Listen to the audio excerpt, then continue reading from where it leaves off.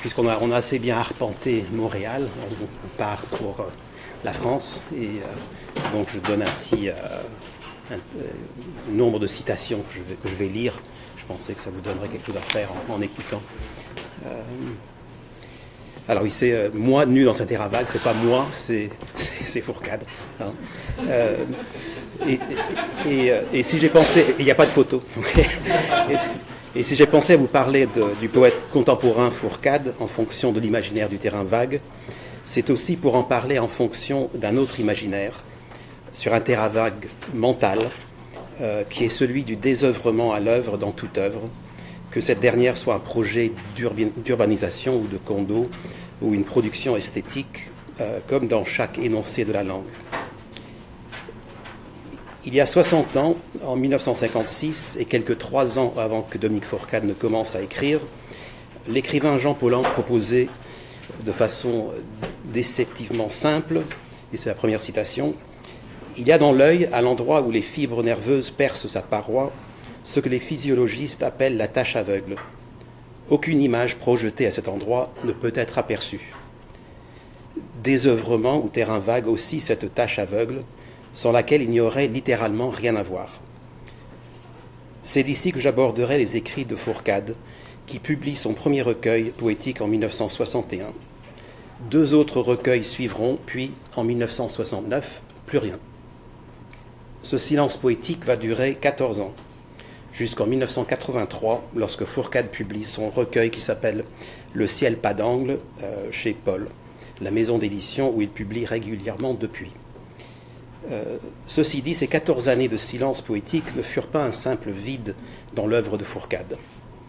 Même si elle l'aurait été, c'est le poète même qui, en 1976, déclare, et c'est la deuxième citation, « Ne plus écrire de poèmes ne signifie pas rompre avec la poésie.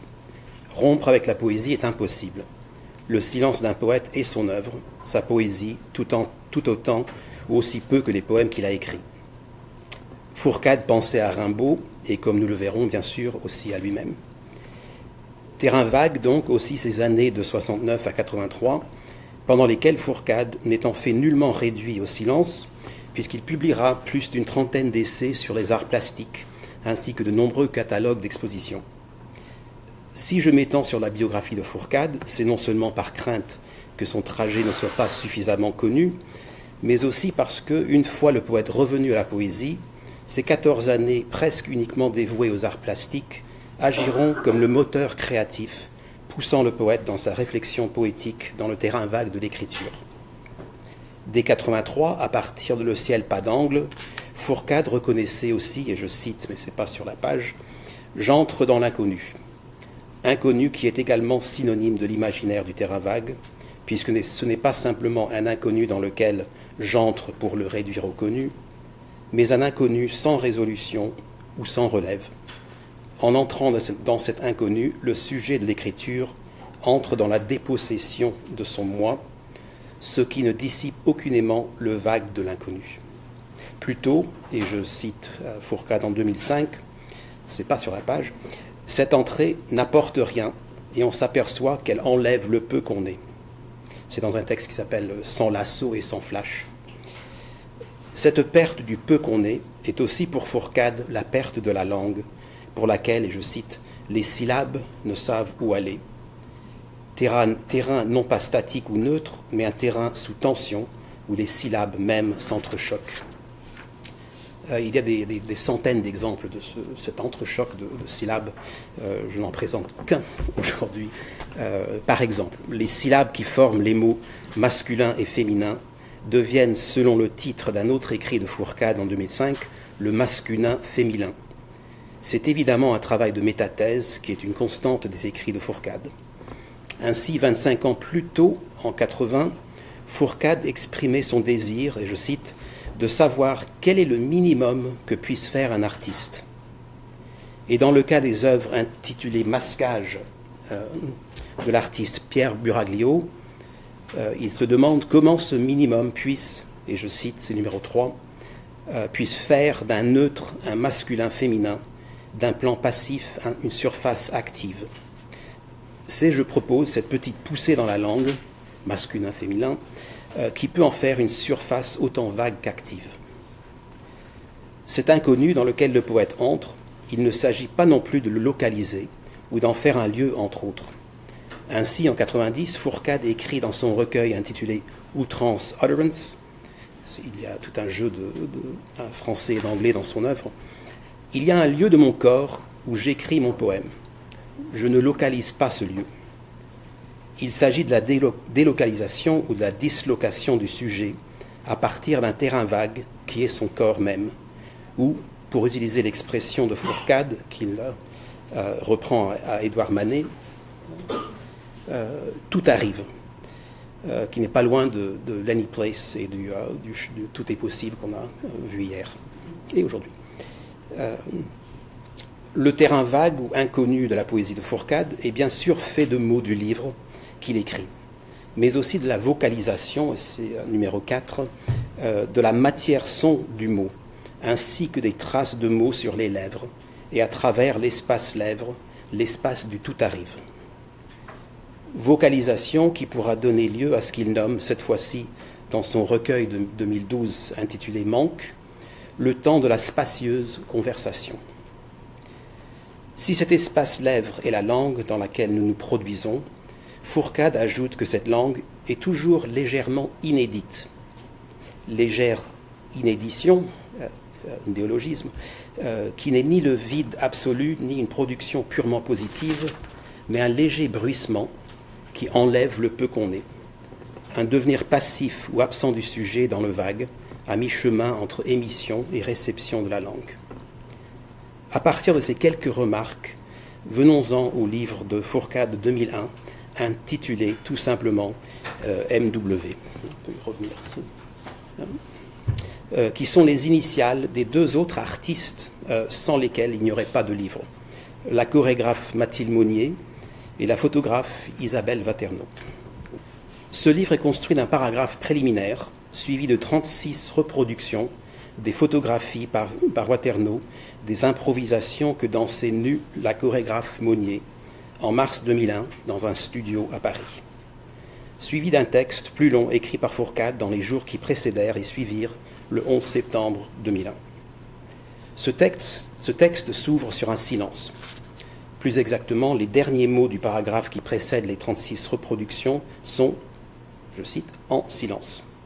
Ce sont ces mêmes mots qui figurent dans la première phrase du texte qui reprend, après les reproductions, mais avec l'ajout d'un point d'interrogation, « en silence ». Tel se présente à première vue l'ouvrage collectif intitulé « MW », comme si les reproductions intermédiaires figuraient ce silence à peine perturbé par le bruissement des pages que l'on tourne. Je m'attarderai sur ce silence ou cet oubli, de la part de la danseuse et de la photographe, de ce que Fourcade nomme le bruit du corps en mouvement. Cet oubli ne pouvait qu'interpeller le poète, pour qui, et je cite numéro 5, « c'est le souffle que j'aurais retenu, je crois, et intimement lié le bruit du corps en mouvement contre le lino et dans l'air. » En effet, Fourcade n'a cesse d'indiquer que le son, c'est quand même mon affaire. Plus précisément, son affaire, c'est l'émission et la réception de la matière sonore dans le temps. Et déjà, l'on perçoit l'attrait pour l'écrivain de ce bruissement d'un corps lancé dans l'air ou pesant sur le lino du studio, tandis que la danseuse et la photographe, elles, ne se rappellent pas de quelques paroles qu'elles auraient énoncées et qui, en fin de compte, ne s'adressaient qu'à leur corps. C'est la citation 6. Il est arrivé à M de dire « je ne sais plus quoi faire ». Alors W parlait un tout petit peu pour encourager ou pour meubler. Mais M ne parlait qu'à elle-même et ne voulait ni ne pouvait entendre dans l'état où elle était. Je parle de celui où il faut se mettre, sorte d'état d'absence au monde, pour commencer d'improviser. Le silence faisait partie du portrait au point de ne pas laisser la possibilité de se le dire. Émises du corps par le moyen du corps, ces énonciations désœuvrées, comme ces improvisations dans un état d'absence au monde, ne s'adressent à rien et elles ne sont reçues par rien, si ce n'est par ces corps qui s'improvisent, chacun à sa façon. Ce dont Fourcade fait le portrait, ce n'est donc pas celui d'une danseuse, ni d'une danseuse et d'une photographe, plutôt il fait le portrait d'un silence, d'un oubli de soi, d'un désœuvrement par le biais de ces corps improvisants. portrait du terrain vague du silence, de cet oubli ou de cet inconnu à l'œuvre dans la danse, la photographie et l'écriture. Citation, « À la limite, propose Fourcade, ces images disent que deux personnes, une danseuse et une photographe, se sont absentées. Absence active, interne à l'œuvre, qui est aussi le procédé même de l'écriture pour Fourcade. » Et je cite numéro 7. « Écrire avec la permission du temps et de l'espace est, dis-je, une affaire très accentuée. Accentuation ou évacuation du sujet qui rappelle bien sûr ce travail de l'écriture qui n'apporte rien, dont on s'aperçoit qu'elle enlève le peu qu'on est. » Je reviens à MW, où photographie, danse et texte font corps. La première page détaille minutieusement le lieu de l'expérience qui deviendra le livre MW. Nous sommes un jour de mars 2001 dans un studio quelconque à Paris, aux dimensions au centimètre près très précises. Fourcade fournit également des détails sur l'éclairage du studio ce jour-là. À gauche, éclairage diurne, ciel de Paris venant de la verrière sud. À droite, barre de néon. Il précise également le temps passé entre chaque photo, comme entre chaque réarmement du Pentax. Or ce temps, lui non plus, n'est pas un temps mort. Il participe toujours du mouvement et de la durée, puisque, je cite, « Monnier continuait de danser, et qu'à aucun moment elle n'a posé. » Ce qui n'est pas indiqué dans ces premiers paragraphes, c'est la perspective de l'écrivain, ce jour-là, comme si lui-même occupait la tâche aveugle ou le terrain vague de l'œuvre. Si Fourcade insiste sur ces détails, c'est que le corps de la danseuse, comme celui de la photographe, n'existerait pas sans eux et sans les contraintes spatiales qu'ils entraînaient. Et ces détails, à leur tour, n'existeraient pas sans ces corps en mouvement qui activent cet espace. Je l'ai dit, la première page du texte de Fourcade pour MW est suivie des 36 reproductions des photographies prises par Waterloo. Après quoi, son texte reprend, en silence, mais comme dédoublé, bifurqué, alternant de paragraphe en paragraphe les deux discours que voici. Et c'est là c'est longue partie numéro 8. Ce n'est pas une citation, c'est mon texte. Numéro 1, une réflexion sur la relation corps, danse, photographie, d'abord en fonction de l'expérience qui avait eu lieu en mars 2001, puis de manière plus large, donc que je ne développe pas ici, sur le rapport réciproque par le biais d'une brève histoire de la chorégraphie photographiée du XXe siècle. Deuxièmement, dans l'alternance des textes, une improvisation textuelle qui se situe pendant l'été 2001 et qui est elle-même divisée en deux. D'une part, un été inondé de lumière, si dur en... c'est une citation de Fourcade, si dur en affaires, si inflexible. De l'autre, ce que Fourcade nomme à plusieurs reprises un été mental, où domine, je cite, l'ombre et le retrait, ainsi que des volumes architecturaux d'ambre, d'orange, de rose, volumes et de beige, de prune, qui hantent l'écrivain. C'est bien la bonne photo.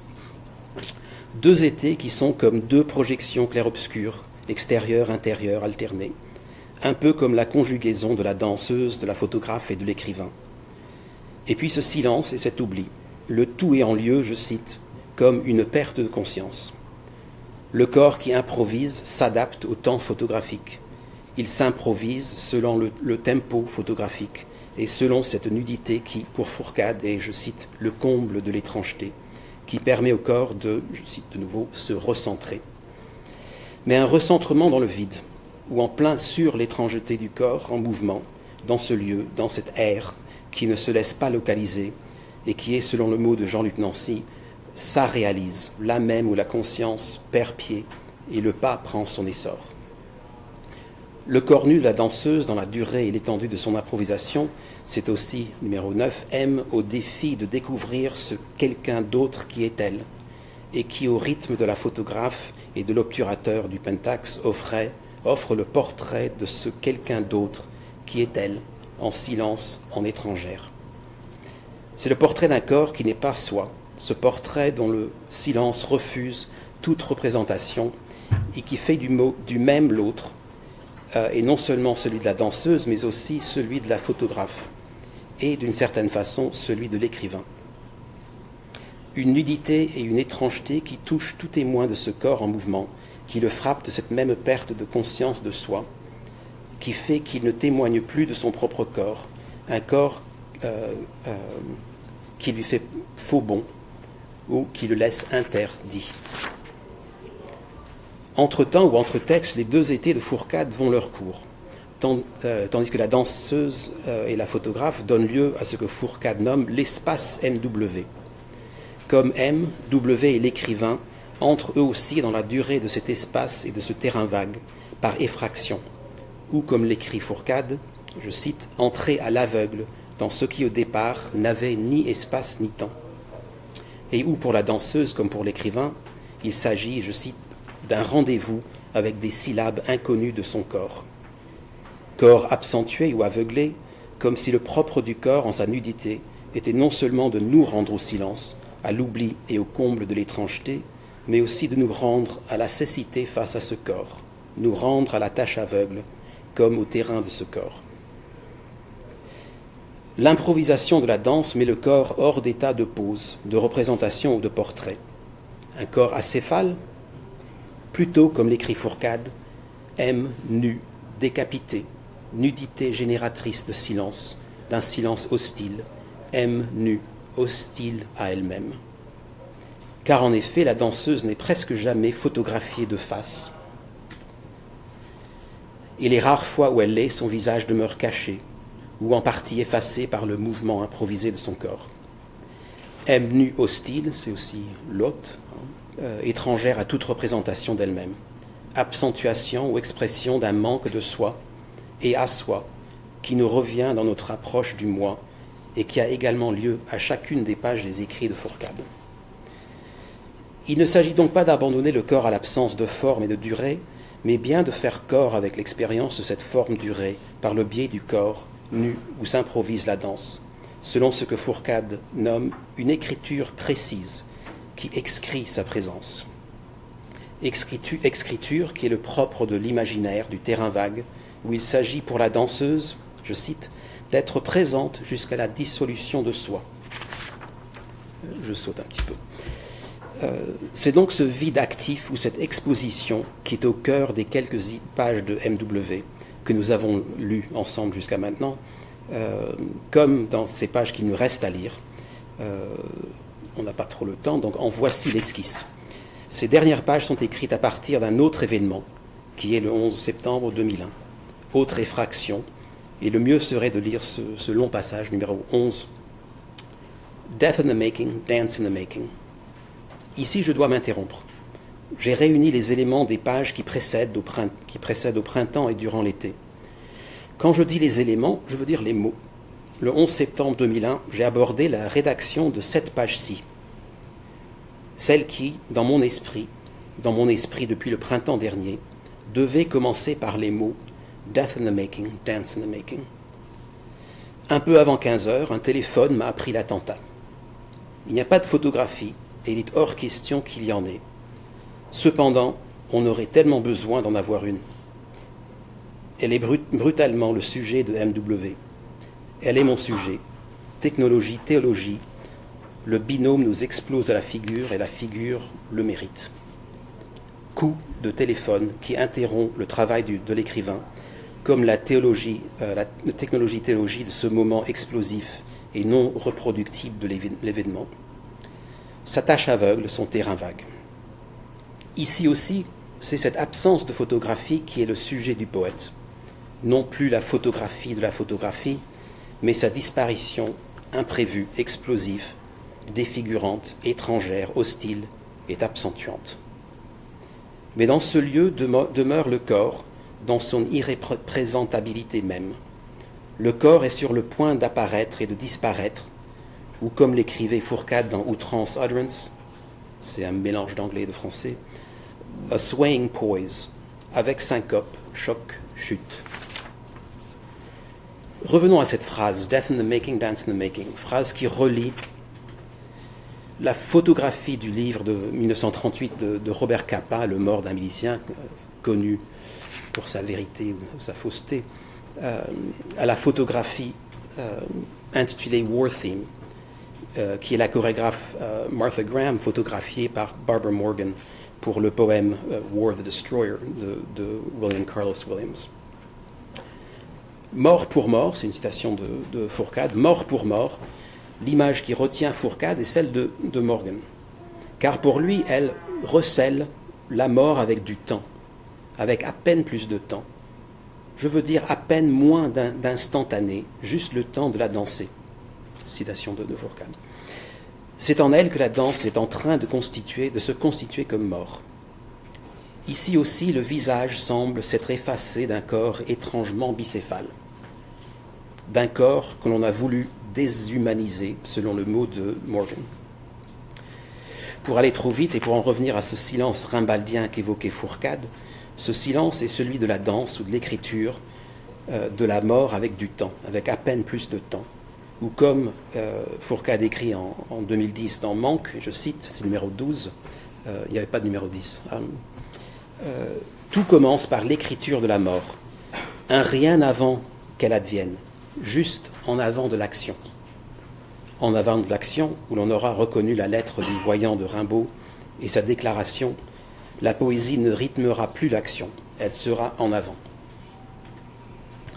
Légèrement en avant, légèrement inédite, tout comme la photographie et la danse, la poésie et son poète poursuivent la spacieuse conversation entre la vie et la mort. Conversation où le poète se retrouve lui aussi nu dans ce terrain vague de l'écriture de la mort. C'est la citation 13. Moi, nu dans un terrain vague. Surtout ne pas être photographié. Enfin, dans son dernier écrit de cet été 2001, nous lisons, et c'est la dernière citation, parce que c'est un texte qui a un mélange de prose et de vers également. Sans leg warmers, été osseux, rasoir giclant bleu d'os technotéo, je suis enfermé dans le laboratoire à développer les photos de septembre et n'en reviendrai pas. Osseuse sortie d'été. Manque de photographie que le poète ne cesse de développer dans sa chambre obscure. Terrain vague où passe le poète nu, ou tout du moins démuni, comme la danse dans ses leg warmers, et toujours en proie à la tentative de réunir le spacieux et le deuil. Merci.